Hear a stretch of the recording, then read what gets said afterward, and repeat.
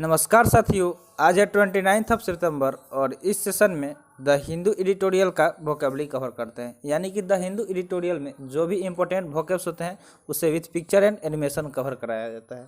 तो चलिए वीडियो शुरू करते हैं। उससे पहले अगर चैनल सब्सक्राइब नहीं किए हैं तो चैनल सब्सक्राइब कर लीजिए और ये सारे सोशल मीडिया साइट है जहाँ पे आप हमें फॉलो और ज्वाइन कर सकते हैं। तो चलिए देखते हैं आज का इंपॉर्टेंट वर्ड। फर्स्ट वर्ड है इल्यूजन। देखिए इल्यूजन यहाँ पे एक नाउन है। आपको बहुत बार बताया गया है कि लास्ट में अगर वर्ड के ION दिख जाए तो वो नाउन होता है। तो जैसा कि यहाँ पे आपको ION दिख रहा है लास्ट में, यहाँ पे देख सकते हैं कि वर्ड क्लास में क्या है, ION है। ठीक है, यानी कि ये क्या हो गया, एक नाउन है। ION क्या है, एक नाउन सफिक्स है, इसलिए पूरा वर्ड क्या हो गया, एक नाउन हो गया।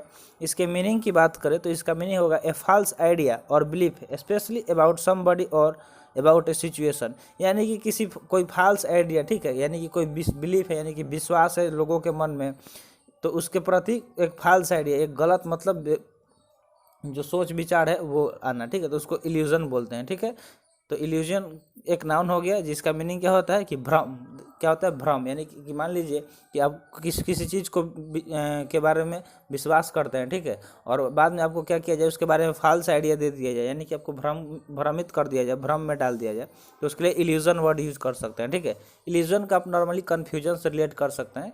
कन्फ्यूजन, इल्यूजन, इस तरह आप इसको याद रख सकते हैं। ठीक है, तो सिनोनिम्स की बात करें तो डिल्यूजन हो सकता है, ड्रीम हो सकता है, फैंटेसी हो सकता है, या फिर मिरेज हो सकता है। मिरेज क्या होता है, देखिए मिरेज अगर आप फिजिक्स का एक फेनोमेना है, अगर आप फिजिक्स पढ़े होंगे ध्यान से तो आपको जरूर पता होगा कि ये क्या, इसको हिंदी में मृग तृष्णा बोलते हैं। जिसमें जैसे अगर आपको प्रैक्टिकल लाइफ में देखना है तो जो रोड होता है ना, हाईवे वगैरह पे, आप कुछ दूर तक देखेंगे तो ऐसा लगेगा कि उस पर पानी गिरा हुआ है। ठीक है, आप इसको देख सकते हैं जब आप कहीं बाहर निकलिएगा रोड पे तो देखिएगा सामने, अगर एकदम थोड़ा दूरी पे देखिएगा तो लगेगा कि पानी गिरा हुआ है। तो वही जो फेनोमेना है ना, उसको ही क्या बोलते हैं, मिरेज बोलते हैं। तो वो सारा कन्फ्यूजन वाला फेनोमेना है। और कुछ इस तरह का पिक्चर देख के हम लोग इल्यूजन, हम लोग क्या हो जाते हैं, कन्फ्यूज हो जाते हैं, समझ में नहीं आता है। अगर लगातार ध्यान से देखेंगे तो लगेगा कि ये घूम रहा है। ठीक है, तो इस तरह का पिक्चर हम लोग देखे ही होंगे बहुत बार, व्हाट्सअप वगैरह पे आता रहता है। तो ये क्या हो गया, इल्यूजन, जिसका मीनिंग होता है भ्रम, और ये सब इसके सिनोनिम्स हो जाएंगे। तो आई होप ये वर्ड समझ में आ गया होगा। देखते हैं सेकंड वर्ड। सेकंड वर्ड की बात करें तो सेकंड वर्ड क्या है, कैनवास। कैनवास एक वर्ब है। देखिए थोड़ा सा दशहरे का टाइम चल रहा है, दुर्गा पूजा का, तो आसपास में बहुत गाना वगैरह बज रहा है, तो जैसे तैसे थोड़ा सा मेंटेन करना पड़ेगा, क्योंकि बैकग्राउंड साउंड कैसे भी आ ही जा रहा है, कितना भी कुछ कर लो। तो देखिए सेकेंड वर्ड क्या है, कैनवास है, जो एक वर्ब है जिसका मीनिंग होता है to ask to support a particular person, political party etcetera, either by going around an idea and talking to people और बाय फोनिंग देम। यानी कि देखिए क्या करना कि सपोर्ट करने के लिए किसी खास पर्सन को बोलना। ठीक है, कोई या फिर कोई पॉलिटिकल पार्टी है, चाहे या तो आप उसके आसपास में जाके उससे मिल के उससे बात करके बोल रहे हैं या फिर फ़ोन पे बोल रहे हैं। ठीक है, तो उसको कैनवास बोलते हैं। क्या बोलते हैं, कैनवास बोलते हैं। यानी कि सर्वेक्षण बोल सकते हैं। क्या बोल सकते हैं, सर्वेक्षण हिंदी में। सिनोनिम्स की बात करें तो एग्जामिन, पॉल, स्टडी या फिर सर्वे, ये सब क्या हो जाएगा, इसके सिनोनिम्स हो जाएंगे। तो वर्ड क्या हो गया, कैनवास हो गया, जिसका जो एक वर्ब है जिसका मीनिंग क्या होता है, सर्वेक्षण, और ये सब इसके सिनोनिम्स हो जाएंगे। तो देखिए यहाँ पे बहुत चीज़ का सर्वेक्षण होता है। अगर सरकारी जो काम होता है तो ऑफिसर आके सर्वेक्षण भी करते हैं आपके आसपास में, उसको कैनवास बोल सकते हैं। ठीक है, अब देखते हैं थर्ड वर्ड। थर्ड वर्ड क्या है, यूफे मिस्टिकली। यूफे मिस्टिकली, देखिए जब लंबा वर्ड आपको दिखे तो इसको ब्रेक कर लेना है छोटे छोटे पार्ट में। देखिए यहाँ पे ब्रेक करेंगे, पहले यूफे, देखिए यूफे, फिर मिस्टी, फिर कली। ठीक है, यूफे मिस्टिकली, इस तरह तीन पार्ट में जब बोल करके एक साथ पढ़ेंगे तो यूफे मिस्टिकली इजली इसको प्रोनाउंसिएंस कर लेंगे। ठीक है, तो यूफेमिस्टिकली क्या हो गया, एक एडवर्ब हो गया जिसका मीनिंग होता है in a way that make something embarrassing or unpleasant seem more acceptable than it is really. देखिए लास्ट में इस वर्ड के क्या आ रहा है, एल वाई आ रहा है। ठीक है, अगर वर्ड के लास्ट में आपको एल वाई दिख जाए तो आप उसको क्या कंसिडर करेंगे, ये एक एडवर्ब सफिक्स होता है। ठीक है, तो यूफेमिस्टिकली क्या हो गया, एक एडवर्ब हो गया जिसका मीनिंग होता है कि मतलब कोई चीज़ जो क्या हो, एम्ब्रेसिंग हो। एम्ब्रेसिंग मतलब क्या, शर्मिंदा करने वाला हो, अनप्लीजेंट हो, और वो क्या, seem more acceptable than it really is, और मतलब जो रियलिटी है उससे ज़्यादा वो एक्सेप्टेबल हो, तो क्या बोल सकते हैं इसको, व्यंजनापूर्ण ढंग से। क्या बोल सकते हैं, व्यंजनापूर्ण ढंग से इसको हिंदी में बोल सकते हैं। सिनोनिम्स की बात करें तो इनडायरेक्टली, इनऑफेंशियली, सर्क्यूटसली या फिर एम्बिग्यूअसली, ये सब क्या हो जाएंगे, इसके सिनोनिम्स हो जाएंगे। तो वर्ड क्या हो गया, यूफेमिस्टिकली हो गया, जिसका मीनिंग होता है व्यंजनापूर्ण ढंग से। अब देखते हैं फोर्थ वर्ड। फोर्थ वर्ड क्या है, आउटलाइनिंग। आउटलाइनिंग की बात करें तो ये एक वर्ब है जिसका मीनिंग होता है to give a description of the main fact और पॉइंट इन्वॉल्व इन समथिंग, यानी कोई चीज़ जो किसी चीज़ में इन्वॉल्व हो, ठीक है, तो उसके बारे में डिस्क्राइब करना या उसके मेन फैक्ट को बताना, तो उसको आउटलाइनिंग बोल सकते हैं। क्या बोल सकते हैं?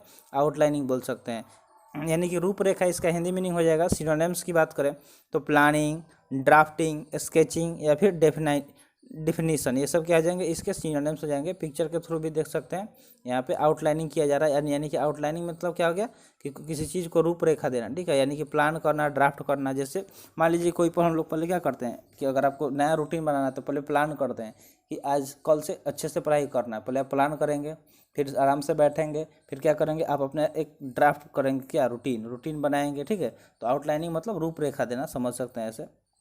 तो अब देखते हैं फिफ्थ वर्ड क्या है? फीस्टफुल। फीस्टफुल की बात करें तो एक नाउन है जिसका मीनिंग होता है ए नंबर और an amount of something date can be held in A feast, यानी कि कोई चीज़ जो मतलब कोई अमाउंट किसी चीज़ का जो क्या करे कि हेल्ड इन ए फीस्ट, जिसको हम लोग मुट्ठी में रख सकें, ठीक है, तो उसको क्या बोल सकते हैं? फीस्टफुल बोल सकते हैं। जैसे आप 500 1000 का अगर एक नोट आपको रखना होगा तो उसको क्या कर सकते हैं? फोल्ड करके आप अपने मुट्ठी में रख सकते हैं, या एक का सिक्का, 2 का सिक्का, मतलब कोई ऐसा चीज़ जिसको हम लोग अपने मुट्ठी के अंदर कर रख ले, उसको फीस्टफुल बोल सकते हैं। यानी कि मुट्ठी इसका हिंदी में नहीं हो जाएगा। नहीं बोलते हैं कि एक मुट्ठी चावल दो, ठीक है, एक मुट्ठी चावल दे दो हमको, मतलब मान लीजिए खाना खा रहे हैं, दोबारा आपको लेना है तो बोलते हैं थोड़ा सा, तो नहीं बोलते एक मुट्ठी दे दो, हो जाएगा। तो फीस्टफुल मतलब वही होगा कि जो आपके मुट्ठी में आ जाए। सिनोनिम्स की बात करें तो हैंडफुल, बंच, हेल्ड या फिर पैक हो जाएगा। जैसे यहाँ पे देखिए पिक्चर के थ्रू आप इसको आसानी से रिकॉग्नाइज कर सकते हैं। तो फीस्टफुल मतलब क्या हो गया कि मुट्ठी भर, ठीक है, क्या हो जाएगा? मुट्ठी भर हो जाएगा। तो आई होप समझ गए होंगे फीस्टफुल। अब देखते हैं नेक्स्ट वर्ड क्या है? ओपोज्ड। ओपोज तो आप जानते ही हैं, ओपोजिशन, ओपोज। देखिए यहाँ पे ओपोज क्या है? एक एडजेक्टिव है जिसका मीनिंग होता है disagreeing strongly with something and trying to stop it, यानी कि किसी चीज़ से डिसएग्री होना, यानी कि असहमत होना और उसको करने से मतलब रोकना, ठीक है, उसको होने से रोकना, उसको अपोज बोलते हैं, यानी कि विरोध। क्या करना? विरोध करना, अपोज्ड मतलब। तो सिनोनिम्स की बात करें तो कॉन्ट्रेरी, अपोजिट, अपोजिंग, कॉन्फ्लिक्टिंग, ये सब क्या आ जाएंगे? इसके सिनोनिम्स आ जाएंगे। जैसे मान लीजिए कि ये दोनों एक दूसरे से डिसएग्री हैं कुछ करने के लिए, तो क्या कर रहे हैं? एक दूसरे को अपोज कर रहे हैं, ठीक है। तो अपोज क्या हो गया? एक एडजेक्टिव हो गया जिसका मीनिंग विरोध करना होता है। और सिनोनिम्स की बात करें तो कॉन्ट्रेरी, अपोजिट, अपोजिंग या फिर कॉन्फ्लिक्टिंग हो जाएगा। चलते हैं नेक्स्ट वर्ड की तरफ। नेक्स्ट वर्ड है वेटो। वेटो की बात करें तो एक नाउन है। वेटो क्या है? एक नाउन है जिसका मीनिंग होता है the right to refuse to allow something to be done, specially the right to stop a law from being passed or a decision from being taken, यानी कि किसी लॉ को क्या करना कि रोक देना, ठीक है, तो उसको वेटो बोलते हैं। सीधे बोल सकते हैं कि जो भी लॉ पास किया गया है उसको रोकने का जो पावर है उसको बोल सकते हैं कि वेटो, यानी कि निषेध करना, रोकना, मना करना, वेटो मतलब। तो सिनोनिम्स की बात करें तो डिस अलाउ, इंट्रडिक्ट, प्रोहिबिट, इम्बार्गो, इस तरह आप इसको याद रख सकते हैं, ठीक है। तो वोट को वेटो कर दो, क्या कर दो? वोट को वेटो कर दो, इस तरह आप इसको याद रख सकते हैं वोट और वेटो को रिलेट करके, ठीक है, कि वोट होने से लोगों ने क्या कर दिया? वेटो कर दिया, यानी कि निषेध कर दिया, मना कर दिया, डिसअलाउ कर दिया। तो इस तरह आप इसको याद रख सकते हैं with the help of trick, यानी कि वोट से रिलेट करके। तो आई होप समझ गए होंगे वेटो मतलब। देखते हैं नेक्स्ट वर्ड क्या है? लंप। लंप की बात करो तो एक नाउन है। लंप क्या है? एक नाउन है जिसका मीनिंग होता है a piece of something hard और सॉलिड, मतलब किसी चीज़ का पीस जो क्या हार्ड हो और सॉलिड यानी कि कठोर हो, ठोस हो, ठीक है। Usually without a particular shape, लेकिन उसका कोई पार्टिकुलर शेप नहीं हो, अनशेप्ड हो, मतलब किसी भी शेप का, तो उसको लंप बोलेंगे, यानी कि ढेला बोल सकते हैं। क्या बोल सकते हैं? ढेला। मिट्टी का ढेला का कोई शेप होता है? किसी भी शेप में मतलब मिल जाता है अगर खेत में जाएंगे तो सिनोनिम्स की बात करें तो चंक, स्वेलिंग, क्लॉड, हंक, ये सब क्या आ जाएंगे? इसके सिनोनिम्स हो जाएंगे, ठीक है। तो अब देखते हैं नेक्स्ट वर्ड क्या है? रिजाइम।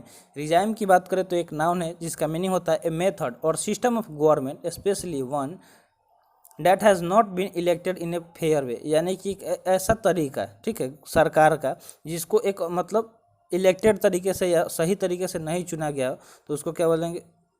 रिजाइम बोलेंगे। क्या बोलेंगे? रिजाइम, यानी कि शासन बोल सकते हैं, ठीक है। जैसे पहले के ज़माने में क्या होता था, लोग मतलब जो राजा होते थे, किसी भी राज्य पे अटैक करके वो मतलब रीजन अपने अंदर में ले लेते थे, उस पर शासन करते थे। तो रीजन पे रिजाइम करो, इस तरह मतलब पहले के लोगों का सोच था, ठीक है, कि इस रीजन पे हमारा रिजाइम होगा, मतलब हमारा शासन होगा। रीजन मतलब तो जानते हैं एरिया, क्षेत्र। तो सिनोनिम्स की बात करें तो गवर्नमेंट, एडमिनिस्ट्रेशन, रूल या फिर सिस्टम हो जाएगा। ये सब क्या हो जाएंगे? इसके सिनोनिम्स हो जाएंगे रिजाइम के, ठीक है। यानी कि सीधा सीधा शासन बोल सकते हैं, यानी कि जिसका सरकार हो, एडमिनिस्ट्रेशन हो, जो रूल कर रहा उसको उस जगह पे उसको रिजाइम बोलेंगे। तो आई होप रिजाइम आपको समझ में आ गया होगा। देखते हैं नेक्स्ट वर्ड क्या है, एम्बिग्यूटी। देखिए लास्ट में टी वाई आ गया ना, तो टी वाई की आपको बहुत बार बताया गया कि क्या होता है, एक नाउन सफिक्स होता है। तो यहाँ पे देखिए ये क्या हो गया, एम्बिग्यूटी एक नाउन हो गया जिसका मीनिंग होता है the state of having more than one possible meaning, यानी कि एक ऐसी अवस्था जिसमें एक जो आप कुछ बोल रहे हैं या कोई ऐसा चीज़ जिसका एक से ज़्यादा पॉसिबल मीनिंग हो, ठीक है, तो उसको एम्बिग्यूटी बोलते हैं, यानी कि अस्पष्टता, यानी कि कोई चीज़ क्लियर नहीं हो।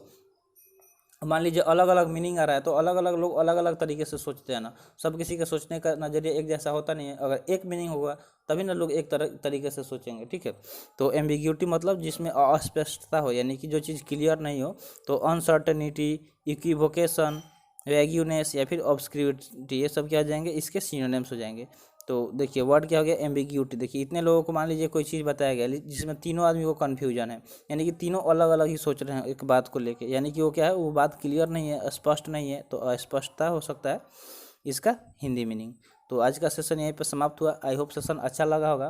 तो ऐसे ही सेशन डेली ज्वाइन कीजिए, आपके अंदर का जो डर है वोकैब्स को लेके बहुत जल्द खत्म हो जाएगा। तो मिलते हैं फिर अगले वीडियो में। जय हिंद।